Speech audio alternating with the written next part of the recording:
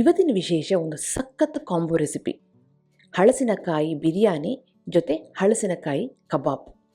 ವೀಕೆಂಡ್ನಲ್ಲಿ ರುಚಿಯಾಗಿರಬೇಕು, ವಿಭಿನ್ನವಾಗಿರಬೇಕು, ಸುಲಭವಾಗಿ ಮಾಡಬೇಕು ಅಂದರೆ ಒಂದು ಎಳೆ ಹಲಸಿನಕಾಯಿ ತಂದುಬಿಟ್ಟು ಬಿರಿಯಾನಿ ಕಬಾಬ್ ಮಾಡಿ ಎಕ್ಸಲೆಂಟ್ ಆಗಿರುತ್ತೆ. ಇದನ್ನು ರುಚಿಯಾಗಿ ಹದವಾಗಿ ಮಾಡೋದು ಹೇಗೆ ಅಂತ ನೋಡೋಣ. ನಾನು ಆಶಾ, ನಿಮಗೆಲ್ಲರಿಗೂ ಅಡುಗೆ ಸಾಧನಕ್ಕೆ ಸ್ವಾಗತ. ಈ ಬಿರಿಯಾನಿ ಮಾಡೋದಕ್ಕೆ ಮೊದಲು ನಾನಿಲ್ಲಿ 1.5 ಕಪ್ಪಿನಷ್ಟು ಅಕ್ಕಿನ ನೆನೆಸಿಟ್ಟಿದ್ದೀನಿ. 1 ಕಪ್ ಬಿರಿಯಾನಿ ರೈಸು, ಹಾಗೆಯೇ ಅರ್ಧ ಕಪ್ಪು ಸೋನಾ ಮಸೂರಿ. ಇಷ್ಟನ್ನು ಒಂದು 30 ನಿಮಿಷ ನೆನೆಸಿಡೋಣ. ಹಾಗೆಯೇ ಇಲ್ಲಿ ಒಂದು ಎಳೆ ಹಲಸಿನಕಾಯಿನ ತಗೊಂಡು ಮೊದಲು ತುದಿ ಕಟ್ ಮಾಡಿ ಎಷ್ಟು ಅಂಟು ತೆಗೆಯೋಕ್ಕಾಗುತ್ತೋ ಅಷ್ಟು ಅಂಟನ್ನು ತೆಗೆದುಬಿಡೋಣ. ಮಧ್ಯದಲ್ಲಿ ಕಟ್ ಮಾಡಿ ಇದನ್ನು ಏನು ಮಾಡಬೇಕು, ಸಿಪ್ಪೆನ ತೆಗೆದುಬಿಟ್ಟು ಮಧ್ಯದಲ್ಲಿ ಒಂದು ದಿಂಡಿರುತ್ತೆ ನೋಡಿ, ಅದನ್ನೆಲ್ಲ ತೆಗೆದುಬಿಟ್ಟು ಸಣ್ಣ ಸಣ್ಣ ಪೀಸಾಗಿ ಕಟ್ ಮಾಡ್ಕೋಬೇಕಾಗುತ್ತೆ. ಕೈಗೆ ಈ ಅಂಟು ಅಂಟಬಾರ್ದು ಅಂತಂದರೆ ಸ್ವಲ್ಪ ಎಣ್ಣೆನ ಸವರ್ಕೊಳ್ಳಿ, ಕೈಗೆ ಅಂಟೋದಿಲ್ಲ. ಹಾಗೆಯೇ ಮಧ್ಯದಲ್ಲಿ ದಿಂಡನ್ನು ತೆಗೆಯೋದು ಇಂಪಾರ್ಟೆಂಟು. ಜೊತೆಗೆ ಆ ಸಿಪ್ಪೆನೂ ಸಹ ಚೆನ್ನಾಗಿ ತೆಗೆದುಬಿಟ್ಟು ಕಟ್ ಮಾಡಿದ ತಕ್ಷಣ ನೀರಿಗೆ ಹಾಕಿಡೋಣ. ಇವಾಗ ನೆಕ್ಸ್ಟ್ ಏನು ಮಾಡಬೇಕು, ಇದನ್ನು ಮೊದಲೇ ಒಂದು ಸಾರಿ ಬೇಯಿಸ್ಕೋಬೇಕಾಗುತ್ತೆ.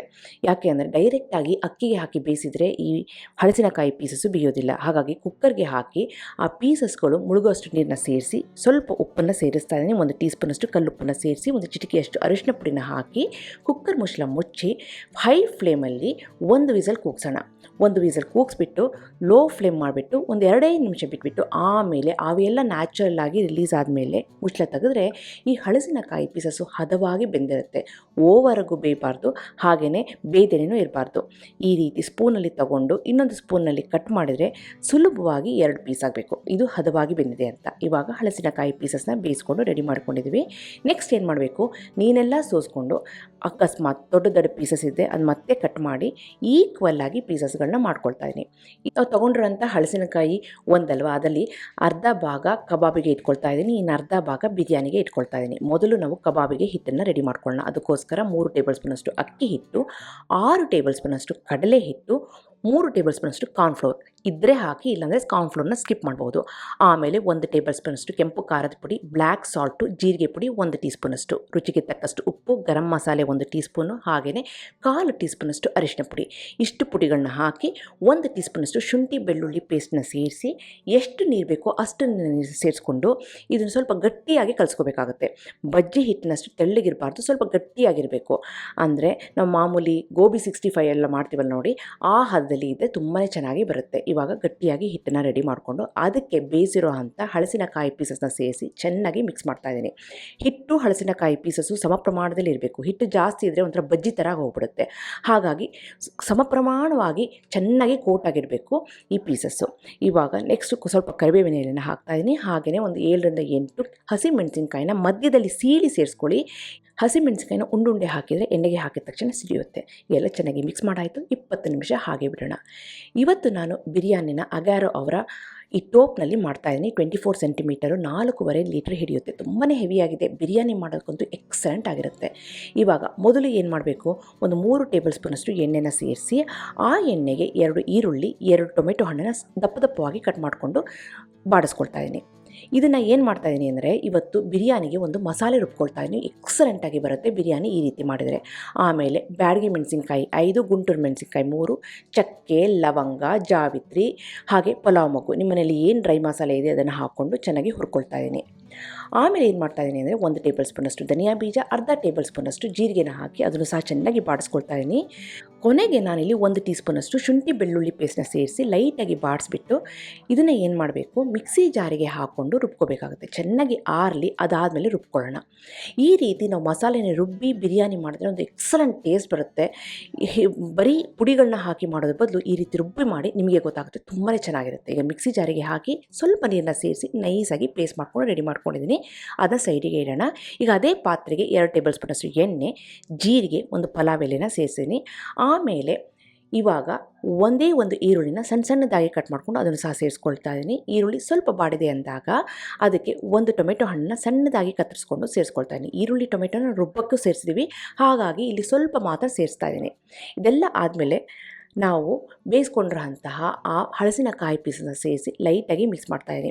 ಈ ಹಳಸಿನಕಾಯಿ ಪೀಸಸ್ಸು ಹಾಗೆ ಒಗ್ಗರಣೆ ಇದೆಯಲ್ಲ, ಈರುಳ್ಳಿ ಟೊಮೆಟೊ ಹಣ್ಣು ಪೀಸಸ್ಸು ಎಲ್ಲ ಚೆನ್ನಾಗಿ ಮಿಕ್ಸ್ ಆಗಿದೆ ಅಂದಾಗ ಇದಕ್ಕೆ ಒಂದು 1/4 ಟೀ ಸ್ಪೂನಷ್ಟು ಅರಿಶಿನ ಪುಡಿನ ಸೇರಿಸ್ತಾ ಇದ್ದೀನಿ. ಅರಿಶಿನ ಪುಡಿನ ಹಂತವಾಗಿ ಸೇರಿಸ್ತಾ ಇದ್ದೀನಿ. ಬೇಯಿಸಬೇಕಾದ್ರೂ ಸೇರಿಸಿದ್ದೆ, ರುಬ್ಬಬೇಕಾದ್ರೂ ಸೇರಿಸಿದೆ, ಈಗಲೂ ಸಹ ಸ್ವಲ್ಪ ಸೇರಿಸ್ತಾ ಇದ್ದೀನಿ. ಈ ರೀತಿ ಹಂತವಾಗಿ ಸೇರಿಸಿದರೆ ಒಂದು ಹದವಾದ ಕಲರು ಬರುತ್ತೆ, ಟೇಸ್ಟ್ ಬರುತ್ತೆ.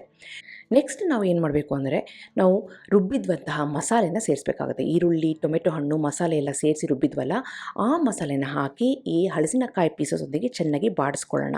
ಒಂದು ಸಾರಿ ಈ ಮಸಾಲೆ ಹಲಸಿನಕಾಯಿ ಪೀಸಸ್ ಎಲ್ಲ ಚೆನ್ನಾಗಿ ಮಿಕ್ಸ್ ಆಗಿದೆ ಅಂದಾಗ ರುಚಿಗೆ ತಕ್ಕಷ್ಟು ಉಪ್ಪನ್ನು ಸೇರಿಸ್ತಾ ಇದ್ದೀನಿ. ಉಪ್ಪನ್ನು ನಾವು ಹಲಸಿನಕಾಯಿ ಪೀಸಸ್ಗೂ ಸೇರಿಸಿದ್ವಿ ಬೇಯಿಸಬೇಕಾದ್ರೆ, ಇವಾಗಲೂ ಸಹ ಸೇರಿಸ್ತಾ ಇದ್ದೀನಿ. ಯಾಕೆಂದರೆ ಮೊದಲೇ ಹೇಳಿದೆ ಲೆವೆಲ್ಲಾಗಿ ನಾವು ಈ ಉಪ್ಪು ಪುಡಿಗಳನ್ನ ಸೇರಿಸಿದ್ರೆ ರುಚಿ ಚೆನ್ನಾಗಿ ಬರುತ್ತೆ. ಇವಾಗ ಮುಚ್ಚಿಟ್ಬಿಟ್ಟು ಲೋ ಫ್ಲೇಮಲ್ಲಿ 3ರಿಂದ 4 ನಿಮಿಷ ಬೇಯಿಸೋಣ. ಅದಾದಮೇಲೆ ಇಲ್ಲಿ 3.5 ಕಪ್ಪಿನಷ್ಟು ಬಿಸಿ ನೀರನ್ನ ಸೇರಿಸ್ತಾ ಇದ್ದೀನಿ. 1.5 ಕಪ್ಪಿನಷ್ಟು ಅಕ್ಕಿನ ಸೇರಿಸಿದ್ವಿ, ಹಾಗಾಗಿ 3.5 ಕಪ್ಪಿನಷ್ಟು ಬಿಸಿ ನೀರನ್ನ ಸೇರಿಸಿ ಆಮೇಲೆ 1 ಟೇಬಲ್ ಸ್ಪೂನಷ್ಟು ಕಸೂರಿ ಮೇಥನ್ನು ಪುಡಿ ಮಾಡಿಕೊಂಡು ಸೇರಿಸ್ಕೊಳ್ತಾ ಇದ್ದೀನಿ. ಈಗ ಎಲ್ಲ ಚೆನ್ನಾಗಿ ಮಿಕ್ಸ್ ಆಗಿದೆ ಅಂದಾಗ ನೆನೆಸಿರೋ ಅಂಥ ಅಕ್ಕಿನ ಸೇರಿಸ್ತಾ ಇದ್ದೀನಿ 1.5 ಕಪ್ಪಿನಷ್ಟು. ಆಮೇಲೆ ಒಂದು ಅರ್ಧ ನಿಂಬೆಹಣ್ಣಿನ ರಸನ ಸೇರಿಸಿ ಚೆನ್ನಾಗಿ ಮಿಕ್ಸ್ ಮಾಡೋದಷ್ಟೇ. 1.5 ಕಪ್ಪಿನಷ್ಟು ಅಕ್ಕಿಗೆ 3.5 ಕಪ್ಪಿನಷ್ಟು ನೀರನ್ನ ಯಾಕೆ ಸೇರಿಸ್ತೆ ಅಂದರೆ ಇವತ್ತು ದಮ್ ಸ್ಟೈಲ್ನಲ್ಲಿ ಬೇಯಿಸ್ತಾ ಇದ್ದೀನಿ. ಇವಾಗ ನೋಡಿದ್ರೆ ಅಕ್ಕಿ ಎಲ್ಲ ಸ್ವಲ್ಪ ಅರಳ್ಕೊಂಡಿದೆ ಅಂದಾಗ ಅದರ ಮೇಲೆ ಬಾಳೆದೆಲೆನ ಈ ರೀತಿ ಮುಚ್ಚಿಡ್ತಾ ಇದ್ದೀನಿ. ಆಮೇಲೆ ಮುಚ್ಚಿಬಿಟ್ಬಿಟ್ಟು ದಮ್ ಸ್ಟೈಲ್ನಲ್ಲಿ ಬೇಯಿಸೋಣ. ಅದಕ್ಕೋಸ್ಕರ ಫ್ಲೇಮ್ನ ಹೈಯಲ್ಲಿ ಇಟ್ಬಿಟ್ಟು ಕಾಳನ್ನ ಚೆನ್ನಾಗಿ ಕಾಯಿಸ್ಕೊಬಿಡೋಣ. ಆಮೇಲೆ ಈ ಪಾತ್ರನ ಇಟ್ಬಿಟ್ಟು ಲೋ ಫ್ಲೇಮಲ್ಲಿ ಒಂದು 15 ನಿಮಿಷ ಬಿಟ್ಟರೆ ಸೂಪರಾಗಿ ದಮ್ ಸ್ಟೈಲ್ನಲ್ಲಿ ಈ ಹಲಸಿನಕಾಯಿನ ಬಿರಿಯಾನಿ ರೆಡಿ. ನಾನು ಮೊದಲೇ ಹೇಳಿದೆ ಸ್ವಲ್ಪ ನೀರಿನ ಪ್ರಮಾಣ ಜಾಸ್ತಿ ಹಾಕಿದ್ದೀನಿ. ಈ ಬಿರಿಯಾನಿಗೆ ಸಾಮಾನ್ಯವಾಗಿ 1:2 ಹಾಕ್ತೀವಿ, ಆದರೆ ಇದಕ್ಕೆ ಒಂದು ಅರ್ಧ ಲೋಟ ಜಾಸ್ತಿ ಹಾಕಿದ್ದೀನಿ. ಯಾಕೆ ಅಂದರೆ ದಮ್ ಸ್ಟೈಲ್ನಲ್ಲಿ ಬೇಯಿಸೋದ್ರಿಂದ. ಈಗ ನೋಡಿದರೆ ಮೃದುವಾಗಿರುವಂಥ ಉದುದ್ರಾಗಿರುವಂಥ ಹಲಸಿನಕಾಯಿ ಬಿರಿಯಾನಿ ರೆಡಿಯಾಗಿದೆ. ನೆಕ್ಸ್ಟ್ ನಾವು ಇದಕ್ಕೆ ಒಂದು ಕಾಂಬೋ ರೆಸಿಪಿಯಾಗಿ ಹಲಸಿನಕಾಯಿ ಕಬಾಬ್ ಮಾಡೋಣ. ಈ ಕಬಾಬ್ ಅಂತೂ ಎಕ್ಸಲೆಂಟ್ ಆಗಿರುತ್ತೆ. ಮಕ್ಕಳಂತೂ ತುಂಬ ಇಷ್ಟಪಟ್ಟು ತಿಂತಾರೆ. ಹೊರಗಡೆ ಕ್ರಿಸ್ಪಿಯಾಗಿ ಒಳಗೆ ಮೃದುವಾಗಿ ತಿಂತಾ ಇರಬೇಕಾದ್ರೆ ಸೂಪರಾಗಿರುತ್ತೆ. ನಾವು ನೆನೆಸಿಟ್ಟಂತಹ ಹಲಸಿನಕಾಯಿ ಪೀಸಸ್ಸು ರೆಡಿಯಾಗಿದೆ. ಇಲ್ಲಿ ಎಣ್ಣೆ ಚೆನ್ನಾಗಿ ಕಾದಿದೆ. ಫ್ಲೇಮ್ನ ಮೀಡಿಯಮ್ ಟು ಹೈನಲ್ಲಿ ಇಟ್ಕೊಂಡು ನಾವು ಬಜ್ಜಿ ಬೋಂಡ ಹೇಗೆ ಕರಿತೀವೋ ಅದೇ ರೀತಿ ಇದನ್ನು ಸಹ ಎಣ್ಣೆಯಲ್ಲಿ ಹಾಕೋದಷ್ಟೇ.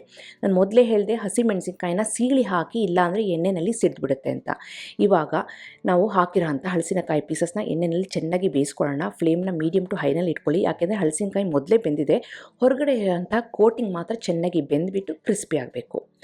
ಜೊತೆಗೆ ನಾವು ಕರಿಬೇವಿನ ಎಲೆ, ಹಸಿಮೆಣಸಿನ್ಕಾಯಿ ಎಲ್ಲ ಹಾಕಿ ಬೇಯಿಸ್ತಾ ಇರೋದ್ರಿಂದ ಈ ಕಬಾಬ್ನ ತಿನ್ನಬೇಕಾದ್ರೆ ಸೂಪರಾಗಿರುತ್ತೆ. ಈಗ ಚೆನ್ನಾಗಿ ಕ್ರಿಸ್ಪಿಯಾಗಿ ಫ್ರೈ ಆಗಿರೋದ್ರಿಂದ ಎಣ್ಣೆಯಿಂದ ತೆಗಿತಾ ಇದ್ದೀನಿ. ಅರ್ಧ ಹಲಸಿನಕಾಯಿನಲ್ಲಿ ಮಾಡಿರೋಂಥ ಈ ಹಲಸಿನಕಾಯಿ ಕಬಾಬು ರೆಡಿಯಾಗಿದೆ. ಇದನ್ನು ಹಲಸಿನಕಾಯಿ ಬಿರಿಯಾನಿ ಜೊತೆ ನಾನು ಇವತ್ತು ಮಾಡಿದ್ದೀನಿ. ಜೊತೆಗೆ ಗೀ ರೈಸಿಗೆ ಮಾಡ್ಬೋದು, ಸಂಜೆ ಈವ್ನಿಂಗ್ ಸ್ನ್ಯಾಕ್ಸಿಗೆ ಮಾಡ್ಬೋದು, ಮಧ್ಯಾಹ್ನ ಲಂಚ್ ಬಾಕ್ಸಿಗೆ ಮಾಡಿ ಕೊಡ್ಬೋದು, ಸುಮ್ಮನೆ ಟೈಮ್ ಪಾಸಿಗೆ ತಿನ್ಬೋದು. ಸೂಪರಾಗಿರುತ್ತೆ. ಖಂಡಿತವಾಗ್ಲೂ ಟ್ರೈ ಮಾಡಿ. ಹಲಸಿನಕಾಯಿ ಬಿರಿಯಾನಿ ಜೊತೆಗೆ ಹಲಸಿನಕಾಯಿ ಕಬಾಬು A1 ಕಾಂಬಿನೇಷನ್ನು. ಜೊತೆಗೆ ಗಟ್ಟಿ ಮೊಸರಿನ ಈರುಳ್ಳಿ ಟೊಮೆಟೊ ಹಣ್ಣಿನ ಮೊಸರು ಬಜ್ಜಿ ಸೂಪರಾಗಿರುತ್ತೆ. ಖಂಡಿತವಾಗ್ಲೂ ಟ್ರೈ ಮಾಡಿ ಹೇಗೆ ಬಂತು ಅಂತ ನಾನು ಕಮೆಂಟ್ ಸೆಕ್ಷನಲ್ಲಿ ದಯವಿಟ್ಟು ತಿಳಿಸಿ. ಹಾಗೆ ನೀವಿನ್ನು ಅಡುಗೆ ಸಾಧನಕ್ಕೆ ಸಬ್ಸ್ಕ್ರೈಬ್ ಆಗಿಲ್ಲ ಅಂದರೆ ತಡ ಯಾಕೆ, ಈಗಲೇ ಸಬ್ಸ್ಕ್ರೈಬ್ ಆಗಿ ಪಕ್ಕದಲ್ಲಿರುವ ಬೆಲ್ ಬಟನ್ ಕೂಡ ಟಚ್ ಮಾಡಿ. ನಿಮಗೆ ವಿಡಿಯೋ ಇಷ್ಟ ಆಯಿತು ಅಂದರೆ ಲೈಕ್ ಬಟನ್ನ ಕ್ಲಿಕ್ ಮಾಡಿ, ಫ್ರೆಂಡ್ಸ್ ಆ್ಯಂಡ್ ಫ್ಯಾಮಿಲಿ ಜೊತೆ ಶೇರ್ ಮಾಡಿ, ವಾಟ್ಸಪ್ಪಲ್ಲಿ ಶೇರ್ ಮಾಡಿ. ಮತ್ತೊಂದು ಇಂಟ್ರೆಸ್ಟಿಂಗ್ ರೆಸಿಪಿಯೊಂದಿಗೆ ಭೇಟಿ ಆಗ್ತೀನಿ. ಅಲ್ಲಿವರೆಗೆ thank you. Bye bye. See you.